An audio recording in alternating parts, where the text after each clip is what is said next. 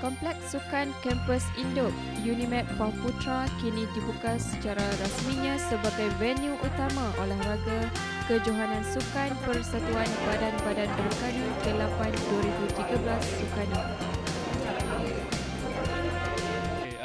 Alhamdulillah setakat ni Sukanun olahraga berjalan lancar, dan untuk sesi pertama setakat ni acara yang telah berjalan antaranya 100 meter saringan dan juga 800 saringan.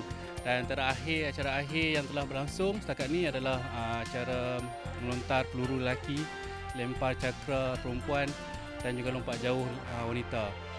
Dan acara akan berlangsung untuk sesi kedua pada pukul 8 malam nanti.